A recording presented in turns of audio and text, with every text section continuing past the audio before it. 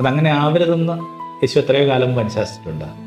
നിങ്ങൾ ഉപവസിക്കുമ്പോൾ നിങ്ങളുടെ ഉപവാസത്തിൻ്റെ ഒരു ക്ലേശവും നിങ്ങളുടെ ശരീരത്തിലോ മനസ്സിലോ റിഫ്ലക്റ്റ് ചെയ്തെന്ന് അവിടെ നമ്മളെ പഠിപ്പിച്ചു. ഈ നിരന്തരം ഇങ്ങനെ ഉന്മേഷത്തിലായിരിക്കുക എന്ന് പറഞ്ഞൊരു ശരീരഭാഷയായിരിക്കണം നോമ്പിൻ്റെ, ക്ലേശത്തിൻ്റെയോ ഒന്നുമല്ല. എന്തുകൊണ്ട് മനുഷ്യ സ്നാനഘട്ടങ്ങളിലേക്ക് വരുന്നത് ആവശ്യത്തിലേറെ പൊടിപുരണ്ടെന്നുള്ള ബോധത്തിൽ നടത്തുന്നതാണ്. അവനവൻ്റെ ആത്മാവിനെ അവിടുത്തെ പ്രകാശത്തിന് മുമ്പിലിരുത്തി ഒന്നുകൂടി കാണാൻ പറ്റുമെങ്കിൽ പൊടിപുരളാത്ത ഏത് ആത്മാവുള്ളൂ. നമുക്ക് കുറച്ചുകൂടി ശുദ്ധീകരണം ആവശ്യമുണ്ട്.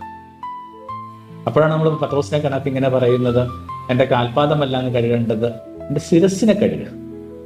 ഈ ഭാവനകൾക്കൊക്കെ വലിയ ശുദ്ധീകരണം ആവശ്യമുണ്ട്. അപ്പോൾ അതിനകത്ത് റിപ്പൻറ്റൻസ് വന്നൊരു കാര്യം ആരംഭിക്കുന്നത് ഈ മടങ്ങി വരിക. ഇതൊക്കെ നമ്മൾ പറയുന്ന കണക്ക് മടങ്ങി വരാനല്ലെങ്കിൽ നിരത്തിൽ എന്തിനാണ് ഇത്രയും യൂട്ടേണുകൾ? എപ്പോഴെങ്കിലും മടങ്ങി വരാം, ഓരോ സെക്കൻഡും മടങ്ങും. ഈ യൂട്ടേൺ നിങ്ങൾ അവഗണിച്ചിട്ടുണ്ടെങ്കിൽ വൈകാതെ ഏതാനും കിലോമീറ്ററുകൾക്കുള്ളിൽ